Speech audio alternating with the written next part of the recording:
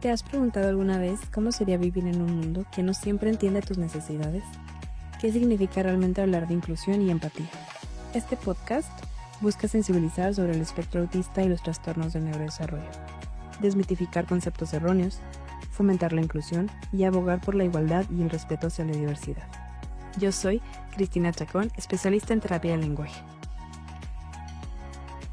En voz alta.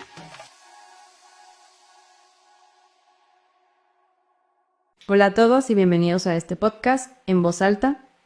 Yo soy Cristina Chacón y soy terapeuta en lenguaje. Juntos construimos un mundo inclusivo. Y bueno, el día de hoy tenemos un episodio muy importante, que es el ver los retos que enfrentan los padres ante el diagnóstico de un hijo, algún trastorno de discapacidad, de autismo, de cualquier trastorno del neurodesarrollo. Es un tema sumamente importante porque yo como terapeuta considero que la forma en la que los padres trabajan en la aceptación de este diagnóstico impacta totalmente en el trabajo de cada alumno. El día de hoy nos acompaña una persona pues que para mí yo la admiro demasiado. Fue yo creo que la única jefa que he tenido, ¿verdad? Me confió en mí, recién egresada. Fui totalmente afortunada de trabajar con ella. Entonces, pues démosle la bienvenida a Yolanda Heribes. Gracias, Chesty.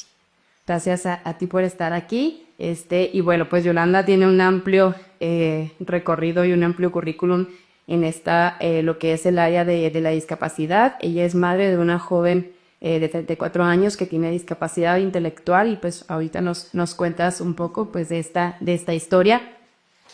Es pues tanatóloga, conferencista y pues es activista social de los derechos de las personas con discapacidad y pues es voz, ¿no? de estos padres de familia que enfrentan una situación. Y pues bienvenida, muchísimas gracias por estar aquí. Me gustaría que te presentaras, que te conociéramos, pues nos dieras un pequeño resumen de tu amplia experiencia. Bueno, Chisti, muchas gracias. Sí. Muchas gracias por invitarme a contar y yo me siento muy honrada de que estemos juntas en este camino. Tú de alguna manera como del otro lado, ¿no? Como terapeuta, como también activista social con tu escuela, con tu asociación y nosotros como padres de familia de alguna manera que vivimos y sentimos la discapacidad. Y como bien lo comentaste ahorita, pues mi hija tiene 34 años. Entonces ya decidí con mi experiencia, te puedo decir que no, me falta mucho por aprender, mucho por vivir. Pero de alguna manera sí son alrededor de 28 años trabajando este tema de discapacidad a raíz de que diagnosticaron a Stephanie. Entonces mi nombre es Yolanda Heribes, mi hija es Stephanie, como bien lo dijiste, tiene 34 años. Ella la diagnosticaron con discapacidad intelectual, lesión cerebral, más o menos a los 5 años aproximadamente. Cuando uno como mamá ves que las cosas, como que algo no funciona y tu instinto de madre te dice que algo pasa. Y un poquito más complicado porque es la mayor primeriza, uno como mamá y como que no sabes qué sucede de comparación. No hay un punto de comparación. Por eso el duelo es diferente, que ahorita lo vamos a ver dependiendo si es el mayor, el hijo mayor, el medio, el pequeño. Entonces a raíz de esto pues me busqué mucho, obviamente como todos los papás, a sacar adelante a Stephanie, a cambiar mi vida, ¿verdad? Porque pues uno, es decir, mi profesión, yo soy licenciada en administración y como la vida te da un vuelco y dices, deja a un lado la administración, y dedícate, o sea, busca un trabajo que se adecue para que te dediques a atender a tu hija. Entonces ya a raíz de eso, pues yo buscaba puros trabajos de ventas para andar en la calle y ahí llevar a mi hija a terapia, recogerla, llevarla a la otra, llevarla. Es un caminar fuerte, pero eso ha permitido que Stephanie a sus 34 años sea una señorita muy autosuficiente. Siempre va a necesitar supervisión, siempre va a depender de alguien, pero tiene una gran autonomía. En cuestión académica, pues sí es difícil por su lesión, pero en otra, digamos, su vida diaria, sí hemos logrado hacer muchas cosas con ella. La verdad, sí. Y esto pues impacta, ¿no? El trabajo que pues tú hiciste, porque si no hubieras tenido que cambiar todo pues la parte profesional que uno tiene que renunciar cuando es madre. Sí, Pues considero que el avance y pues toda la autonomía que tendría Stephanie, que tiene ahorita, pues no la tendría, ¿no? O sea, fue hacer mucha renuncia, pues de tu vida profesional y todas esas, no sé, proyectos que uno tiene, sí, pues es esto, ¿no? O sea, pero creo que, pues ahorita nos dirás tú si vale la pena, ¿no? sí, y sí, Sí, muy bien, pues vamos a continuar aquí. Cuéntame, para quienes no están familiarizados, dime qué es exactamente el duelo, o sea, qué es este proceso que vivimos los padres cuando nos enfrentamos ante un diagnóstico, y no nada más en un diagnóstico, ¿verdad? Pero, claro. ¿qué es este proceso? Mira, el duelo yo lo conceptualizo como un proceso, digamos, un proceso psicológico, porque es un proceso que vive el ser humano de manera emocional, mental y física también, ante cualquier tipo de pérdida. Ahorita pues estamos hablando del tema de discapacidad, pero el duelo es en perder un trabajo, perder una casa, perder tu situación económica también, perder tu pareja, en un divorcio, que también es un duelo complicado. Cualquier tipo de pérdida que lleve un proceso emocional del ser humano se considera un duelo. Y a veces mencionamos la palabra duelo y relacionamos con muerte inmediatamente. Pero hay que tener en cuenta que como seres humanos estamos muy pegados a este concepto y a este sentimiento. Desde que cuando estamos en el vientre y nacemos ya es un duelo, porque estás en un ambiente cálido de mamá, tienes alimento, condiciones afables para tu crecimiento dentro del vientre. Y al salir, pues el frío, escuchas voces desconocidas, el ambiente diferente, y ahí ya el ser humano es su primera prueba, digamos, adversidad que tenemos, o el duelo, y creo que es algo muy hermoso que la vida nos da para prepararnos para un camino de duelo, porque todo ser humano, mientras tengamos vida, vamos a tener duelos. Así es. Sí, claro, o sea, basta la pérdida de una mascota, ¿no? Yo creo que el primer dolor al que yo me enfrenté fue ese, o sea, la pérdida de una mascota, y yo tenía, yo creo que no sé, mis 9, 10 años. Es más, no, yo me acordé de otra mascota que tuve que me dijeron mi papá, más chica, yo creo que teníamos 6 y yo me acuerdo cómo lloraba. Entonces, pues es eso, ¿no? O sea, decimos preparando para los retos fuertes que vienen en la vida, ya vida, pues no sé, adulta, algunos pierden familiares, en mi caso, por ejemplo, los más jóvenes, yo, pues me enfrenté a estos duelos que dices tú, o sea, te tienes que replantear todo porque si no, No sales. no sales de ahí. No sales. Y fíjate eso que mencionas tú, pero nosotros como padres de alguna manera tener conciencia, como bien te digo que todo es un duelo, cuando nuestros hijos están en kinder y pasan a una primaria, ya es un duelo, porque ellos ya tienen un ambiente seguro, tienen a sus amiguitos y luego van a otro ambiente de incertidumbre. ¿Qué va a pasar? ¿Me van a juntar? ¿No me van a juntar? ¿Cómo va a ser mi maestra? Se adapta. Luego pasan a secundaria. Es otro duelo porque voy a dejar a bueno, amiguitos que me siguen y amiguitos que no me siguen. O te cambias de ciudad por trabajo de papá o de mamá. Estamos en constante contacto con pérdida. Y no lo notamos, ¿no? Yo te puedo decir que ahorita que lo estás mencionando es como que dices tú, claro, pero te das cuenta que estás en este proceso de duelo, o lo reconoces más bien, hasta que tienes una pérdida y hasta que tienes un proceso en el que dices, me tengo que enfrentar a esto y tengo que trabajarlo, porque si no, pues como decimos, no sales, ¿no? Exactamente, y hacer conciencia, decía yo ahorita, de los papás, de entender un poco a nuestros hijos, no precisamente circunstancia de discapacidad, ¿verdad? Así, nuestros hijos en su recorrido de aprendizaje, de preparación, que a veces, ay, no va a pasar nada, o sea, vas a una secundaria, hijo, no pasa nada. Sí pasa. Entonces hay que aprender a validar esas emociones en nuestros hijos para que sean más saludables mentalmente, emocionalmente y se vayan adaptando de una mejor forma.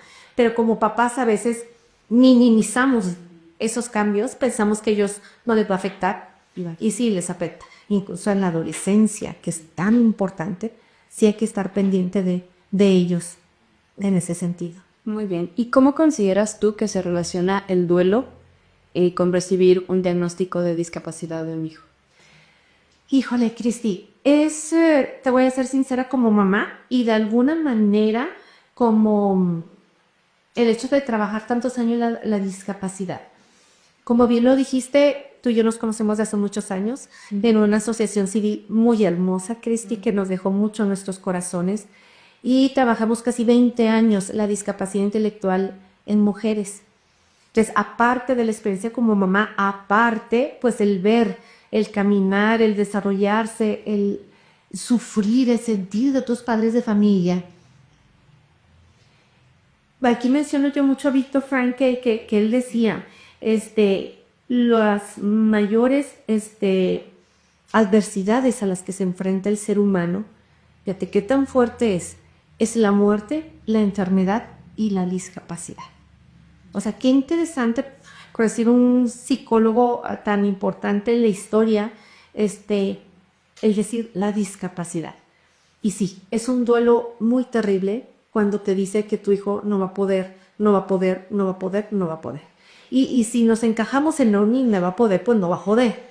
Pero sí es un duelo porque es pérdidas de expectativas muy importantes. Y es donde comentábamos que tiene mucho que ver la magnitud del duelo o el tamaño del duelo o el sentir del duelo, si es tu primer hijo, si es varón, si es mujer, si es alguien medio o si es el más pequeño. Todo esto, todos estos contextos influyen mucho, pero es un gran dolor, es un profundo dolor, Cristi, que te comparto que siempre va a estar. Podemos aceptar, pero el dolor va a seguir siempre, mientras seamos madres y mientras tengamos a nuestros hijos siempre.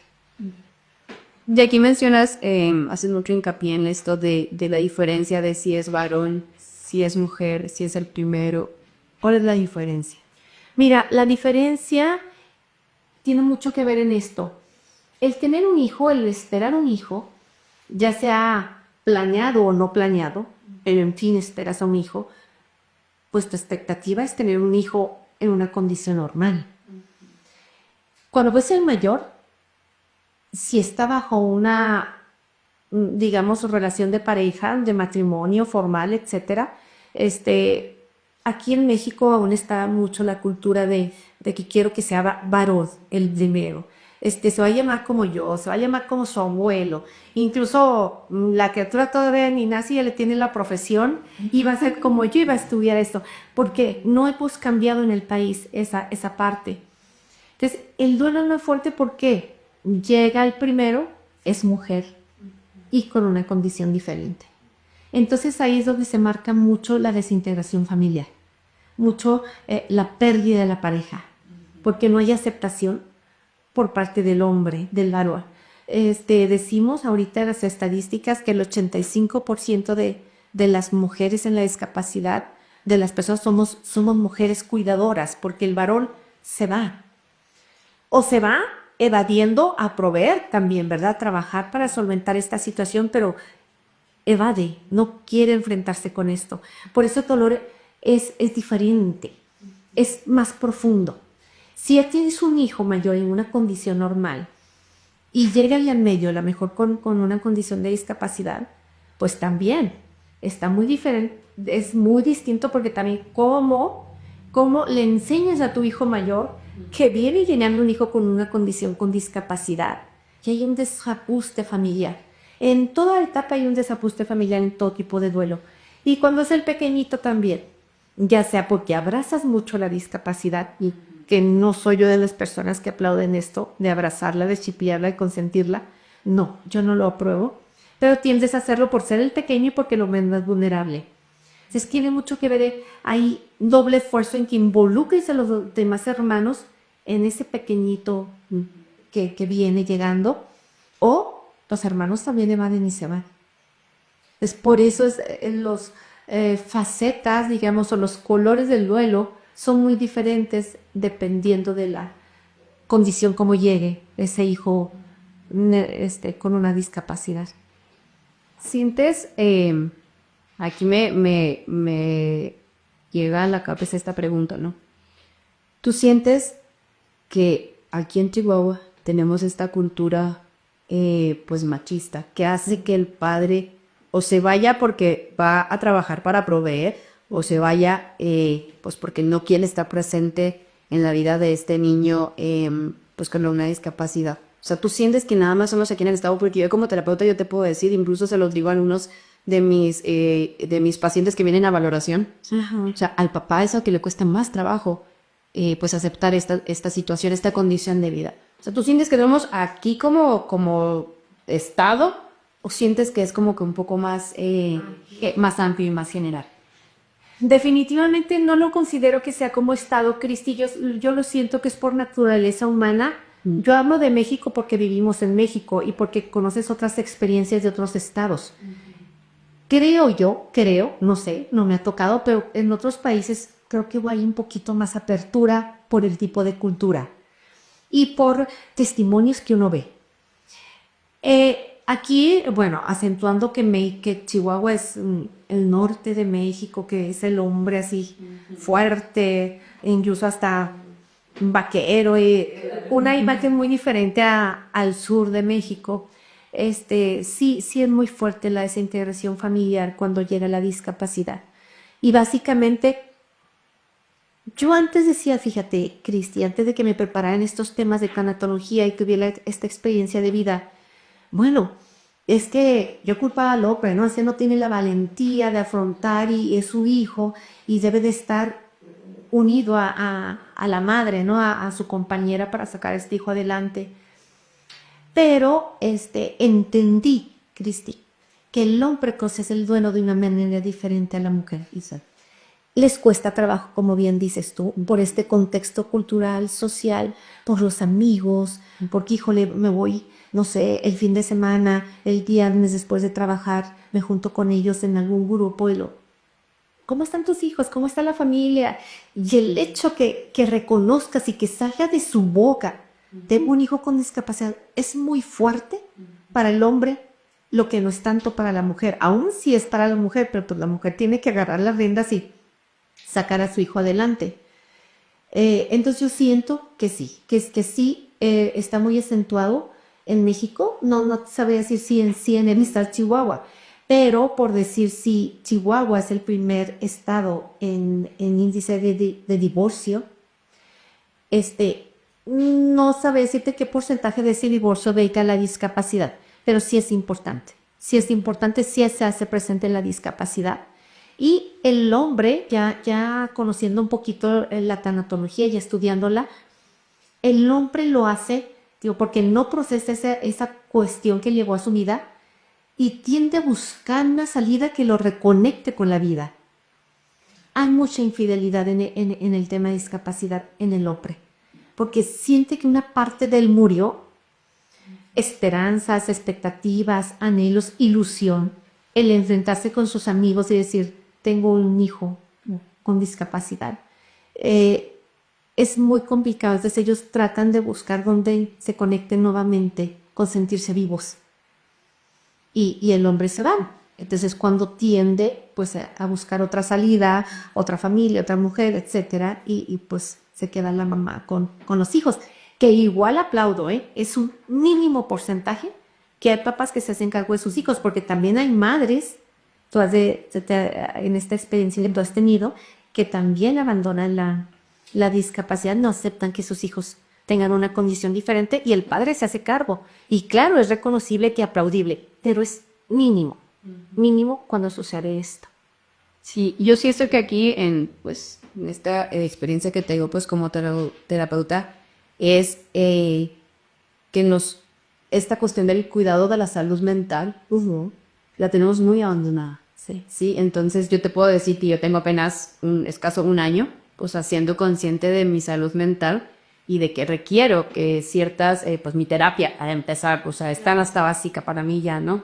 Pero siento que esta cuestión de esta salud mental se abandona mucho y yo siempre les digo, no es que no lo quieran hacer porque no aman a su hijo, porque no les importe, sino es porque yo no he sabido procesar esta pérdida de expectativas y de esperanzas que tengo, por lo tanto, pues me voy, claro, cuando me duele algo, pues no quiero que me duela, pues mejor me retiro, claro, ¿no? Entonces, o sea, no es como que no me importe y no tenga este deseo de hacerlo, sino que descuido la salud mental. Y de hecho, pues este es uno de los objetivos de esta plática, ¿no? Entender que como padres, yo digo que como padre, o sea, no un padre con un niño con algún trastorno, o sea, como padre, como ser humano, no podemos descuidar la salud mental.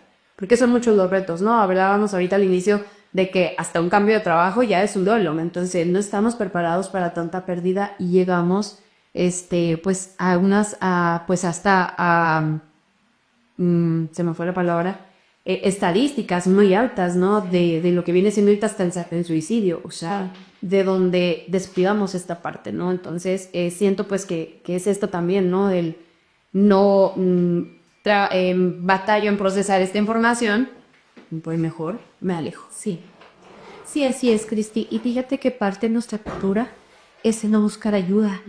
Como que nos han educado tanto a esa forma que sentimos que buscar ayuda, levantar la mano, el decir, voy en terapia con un psicólogo, voy con un tanatólogo, voy con un terapeuta, es mostrar nuestra vulnerabilidad o nuestra debilidad. Que es al contrario. Si levantamos la mano es porque somos fuertes, porque todos los seres humanos somos muy débiles. Sí, lo que nos fortalece son precisamente las adversidades y los aprendizajes. Sí.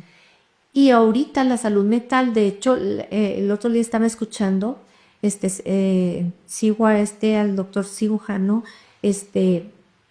Manuel Sanz, que es un extraordinario médico español, y estaba comentando que el primer problema, digamos, de salud mental, o la primera enfermedad, vamos a llamarlo así a nivel mundial, es el estrés. Y a nivel mundial es el estrés. Del estrés viene la ansiedad, viene la depresión, y de esto, si no se atiende, viene el suicidio. Tengamos en cuenta que volvemos a lo mismo, tristemente, Chihuahua es el primer lugar en suicidio, tanto en divorcio como en suicidio.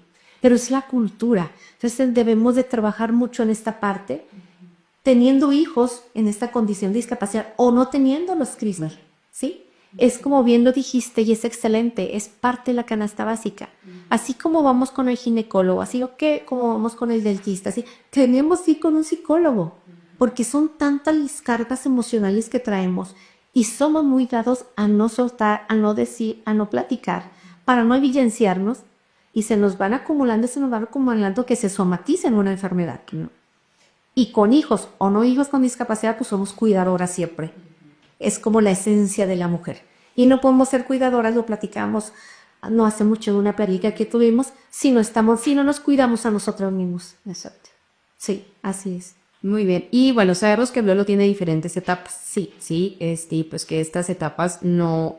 me gustaría que la contaras si tenemos que irlas pasando etapa por etapa, nos podemos brincar, ¿qué son estas etapas?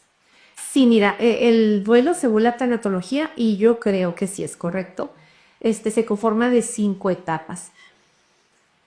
A veces decimos, bueno, debemos de pasar etapa por etapa para llegar a la aceptación, pero no siempre, Cristi. Eso depende mucho de las herramientas que traiga la persona. Herramientas emocionales, herramientas sociales, como digo, el contexto familiar, la mentalidad, depende de muchísimas cosas.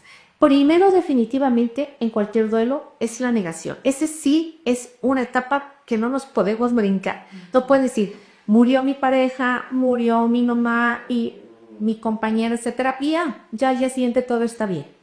No, es la negación en decir, esto no está ocurriendo, porque es un dolor tan fuerte que estruja tanto al ser humano que tu mente se ciega y se niega. Y sucede con la discapacidad. Aquí verás tantos padres de familia que se les complica aceptar que su hijo tiene una condición de vida diferente, que va a requerir una atención diferente, o sea, porque están negados. No, es que mi hijo al rato va a hablar, no, estás exagerando, sí va a escribir.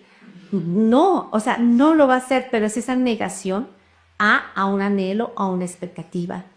Está la ira, está el enojo, que es válido también. A veces con esto generamos una culpa cuando nos enojamos como papás, y siempre en cualquier duelo, llamando de pérdida, muerte, discapacidad, divorcio, pérdida de trabajo, renegamos. O sea, ¿por qué? ¿Por qué me está pasando esto? ¿Por qué a mí me está sucediendo esto? Y yo a veces contesto, ¿y por qué a ti no? Si eres una persona como las demás. O sea, estamos viviendo. Y el hecho de estar con vida, pues tienes accesible todo este tipo de pérdidas. pero es normal. Y a veces te llega la culpa porque mandé con un hijo con discapacidad, el que te enojes. Creemos que nos estamos enojando con nuestro pequeño. Es que a lo mejor no lo quiero lo suficiente, es que lo estoy rechazando porque me siento culpable, porque lo tengo. Y no, papás, o sea, es normal sentir culpa. No tiene nada que ver con tu hijo. Hay personas que están en la negación, se vienen al enojo, el enojo vuelven a la negación. O sea, se vale regresar, avanzar. A veces estás en la aceptación, Cristi, y te regresas. Entonces, es correcto esto. Siempre y cuando no te quedes anclada en una emoción. No te quedes anclada en la negación, no te quedes anclada en el enojo, porque si te quedas anclada en cualquiera de estas etapas, no vas a hacer nada. No vas a crecer, no vas a aprender, no vas a sacar adelante tu hijo, no vas a sacar adelante tu dolor. Entonces, no importa el tiempo que te tardes, la vida es de procesos y todos los seres humanos somos diferentes. Cada persona lo vive de una manera distinta. Como te decía ahorita, depende mucho de tu entorno, de tu contexto social, familiar, de tu educación, de tu cultura, de tus creencias, de tu espiritualidad. Ya llegando a la aceptación, pues ya es un decir, híjole, sí. Si mi hijo le diagnosticaron autismo, mi hijo le detectaron lesión cerebral, mi pequeño nació con síndrome Down, o mi hijo de 25 años acaba de sufrir un accidente y quedó cuadraplégico. Esos son duelos terribles. Pero ya llegas a la aceptación y es cuando te pones a trabajarle en tu hijo, a trabajar en ti y en toda tu familia, porque este es un duelo que mueve a toda la familia. Pero se vale brincar de etapa a etapa, no necesariamente tienes que pasar por estas 5 fases. Okay. Y a veces digo que regresas, no pasa nada. En la discapacidad, Cristi, es más complicado el duelo, fíjate, cualquier otro tipo de pérdida, y a veces como papás no reconocemos esto. A diferencia de la muerte, llega un momento de la muerte que finalmente lo asumes, lo asimilas sin que deje de doler, porque sabes que la persona ya no está, no la vas a tocar, no la vas a sentir, no la vas a oler, ¿sí? Está en otra dimensión, trascendió, según nuestra creencia que es así. A diferencia de la discapacidad, eso todo cuando te lo diagnostican a tu pequeña o a tu hijo, o por discapacidad de nacimiento o adquirida también. Y cuando son bebés o llegan te comentaba ahorita, a casa de niños o a el kinder, si es que pueden estar en una escuela regular o en una escuela particular, cuando tu hijo deja de ser niño para ser adolescente con discapacidad, es un duelo diferente, que tienes que trabajar desde un principio, desde la negación, la ira, la tristeza, la negociación y otra vez aceptar. Y apenas es aceptado y es de adolescente a la vida adulta. Es otro duelo. Entonces, en la discapacidad es la única adversidad que estás en contacto frecuente con las etapas del duelo. Siempre. ¿Y tú consideras, bueno, aquí me reflejo yo con el trabajo de mis papás, que son los padres de familia? Yo a los papás de mis alumnos, yo les digo, son mis papás. Claro, casi. ¿Qué pasa con estos padres que aún no llegan a esta aceptación y que tienen que trabajar en estas emociones de abajo? ¿Cómo crees que es este trabajo y el impacto que va a generar en su hijo? Va a generar un impacto muy profundo, porque entre más, y tú como terapeuta y especialista, Cris B, sabes esto muchísimo más que yo, entre más te tardes en llegar a la aceptación, más dándole la atención ante el hijo. ¿Qué aconsejo y qué yo digo de estos papás? Cuando sienten que hay algo ahí con tu hijo que no es normal, ¿verdad? Como que dice, sospecho que tiene, no sé, alguna situación complicada, que se tropieza, que se cae, que ya debió de hablar, pronunciar su primera palabra y no la dice. Entonces ya empiezas tú a andar con miles de médicos, porque todos los papás tenemos tendencia a andar con miles de neurólogos, pediatras, esperando que alguien te diga que no es discapacidad.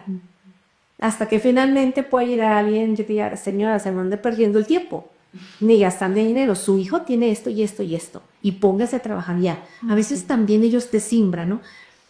bueno, excelentes médicos, yo hablo de muy buenos médicos, hay otros pues que también no tienen un diagnóstico certero y andas tú perdida y no hayas que hacer, pero el impacto es muchísimo.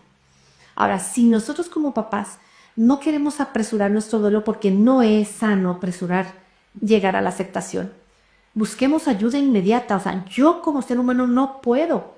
Busco una terapeuta, busco un psicólogo, porque de esa parte de atención hacia mi persona emocional, de aceptar esta pérdida de expectativas, más pronto voy a ayudar a mi hijo. En la discapacidad, cada día que se pierde como papás, en aceptarlo, es un día, no un día te puedo decir 5 o 6 años perdidos en un pequeño, en un hijo.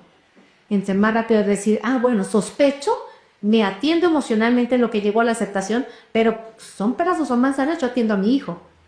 Eso sería lo extraordinario, porque también a ustedes les llegan como terapeutas pequeños de 8 años, 9 años, y ya sí los puede trabajar, por supuesto.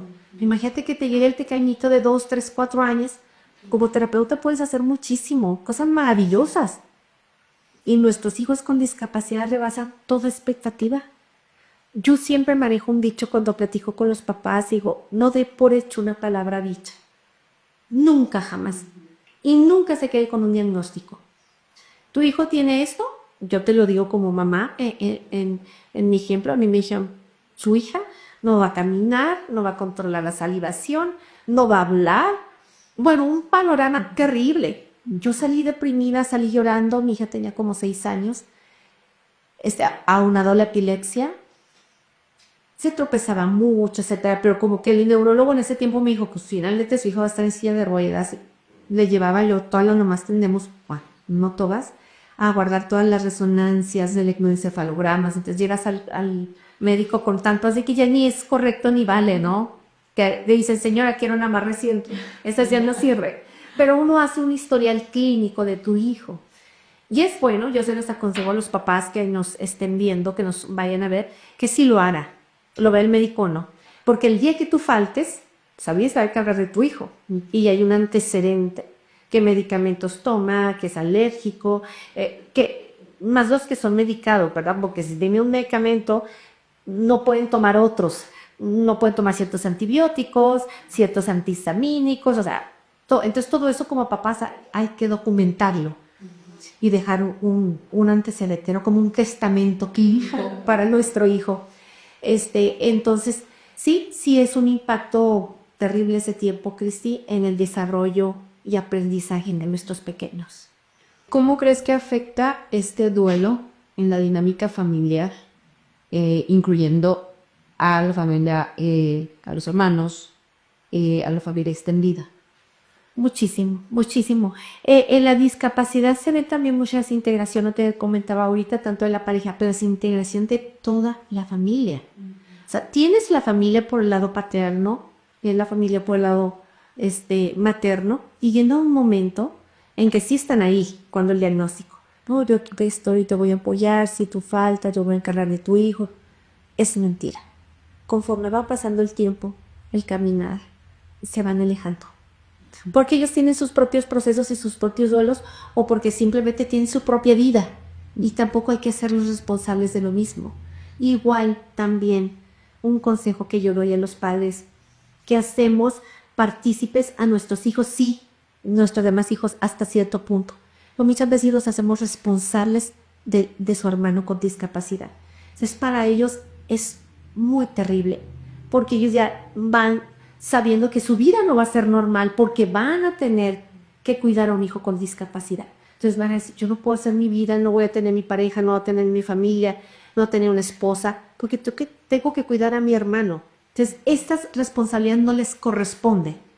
Sí les corresponde la supervisión, la parte afectiva, la parte que estén al pendiente de su hermano, pero no es su responsabilidad.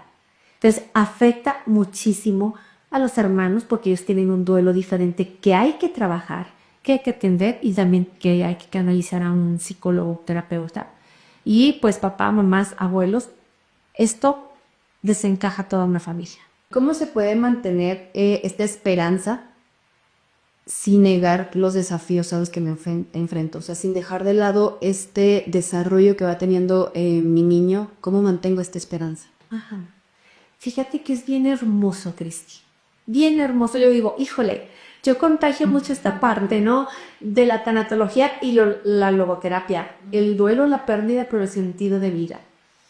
Si tengo esta circunstancia de vida, que es la discapacidad, definitivamente es una adversidad muy fuerte. ¿Y la adversidad para qué es, Cristi? Para autoconocerte, para crecer. Si no tuviéramos una adversidad, no tendremos un crecimiento como seres humanos, ni como padres de familia. Es precisamente esto en lo que nos hace tener la esperanza. Si vemos que atendemos a nuestros hijos con las posibilidades que tengamos, ¿verdad? Porque también es algo bien importante que afecta en el duelo, la parte económica. ¿Sí? Es diferente un niño que nace con una familia con posibilidades económicas, que puedes tener 20,000 terapeutas, a un pequeño que nace que los papás no pueden tener acceso a una terapia, porque son caras las terapias. Un hijo con discapacidad es carísimo, es como si tuvieras 5 hijos más en la familia. Entonces también eso depende mucho del duelo.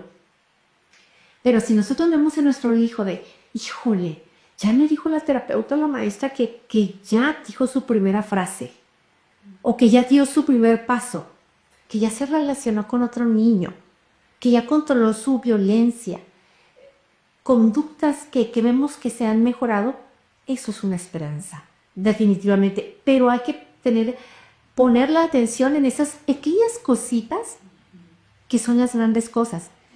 Y es la fortuna que yo digo de tener esta circunstancia de vida de discapacidad, porque los papás, no es que seamos, híjole, guau, lo máximo, pero sí tenemos la bendición y la fortuna de ver cosas extraordinarias que otros papás no ven. De ver un logro, por decirte algo, si mi hija ya escribió su primera palabra, para mí, digo, ya hizo una licenciatura y yo la hice con ella, pero ya hizo una frase, ya es una maestría, yo la hice con ella. O sea, ya caminó, ya va a fiesta sola, ya está en el doctorado. ¡Wow! Yo también estoy en el doctorado. Esa es la esperanza que llena tu corazón. Y eso es lo que te alienta a seguir adelante. Así le lucho, le hago porque mi hija puede, porque los logros de ella pues, son tus logros. Claro. Sí. Muy bien. Y por último, algún mensaje que quisieras darle a esos padres de familia que se enfrentan pues ante un recién diagnóstico o que tienen un hijo con alguna discapacidad. Mira, el mensaje que yo quisiera compartirles, y lo hago con todo el corazón, porque podrá haber muchos padres que ahorita estén en la etapa de negación, de duelo, y esta señora que habla de esperanza y todos ven un profundo dolor, ¿verdad? Claro que no me pueden entender. Pues yo tengo 34 años en este camino y es muy difícil a una mamá que tiene con su pequeño 6 añitos o un de 10 años, o sea, claro que es diferente. Yo les diría que busquemos precisamente esas pequeñas cosas, que nos demos cuenta, porque es verdad, Cristi, es verdad que ellos son los que nos conectan con la vida. Cuando tenemos alguna situación complicada, ellos nos hacen que saquemos nuestras mayores fortalezas. La discapacidad es la única adversidad, digo, aparte de todas las demás que se respetan, que es un tercer humano saque sus mejores herramientas para afrontar la vida. Y afrontar la vida, ¿cómo? De una manera de autoconocimiento, de trascendencia, de una vida de amor, de una vida de servicio. Que eso no se ve en familias que no viven la discapacidad. Entonces, papás, demos esa oportunidad, que nuestros hijos harán magia en nosotros. Si nosotros no abrimos nuestro corazón, no lo van a hacer. Como el dicho que dice, o sea, si el alumno llega cuando el maestro está listo. Es como va a llegar mi hijo a contagiarme la magia si mi corazón no está abierto. Pero, papá, si abrimos nuestra mente y nuestro corazón, ay, nuestros hijos hacen una magia maravillosa y extraordinaria. Qué hermoso todo esto que nos comentas y creo que, digo yo de la plática que tuvimos ahora, en septiembre aprendí muchísimo, pero cada vez aprendo más, ¿no? Y me encantó esto, creo que tenemos muchas herramientas. O sea, yo cada que ibas respondiendo una pregunta, yo iba pensando en algún padre de familia de mis alumnos. O sea, digo, esto, o sea, les va a impactar, les va a ayudar, sí, y pues este es el objetivo, que podamos tocar más corazones allá afuera. Y si con este video un papá se brinca ese proceso o lo acepta o le funciona, punto. Si lo ve y le funciona, mira, yo me doy por bien servida, sí. Te agradezco mucho por estar aquí, por el esfuerzo de venir, o sea, de la carretera y todo. Te lo agradezco muchísimo. Deseo que sigamos colaborando juntas por muchísimos pues años más. Claro que sí, Cris, seguimos sobre el camino. Y a tantos años no los podemos separar, pero sí, aquí estamos, a la orden siempre contigo. Muy bien, muchas gracias. Gracias por acompañarnos en este episodio más, donde cada historia cuenta y cada voz importa. Recuerda que la diversidad nos enriquece y juntos construimos un mundo inclusivo. Nos vemos en el siguiente episodio. Aquí les vamos a dejar los contactos de Yolanda por si desean información, algún curso o algo. Y recuerden seguirnos.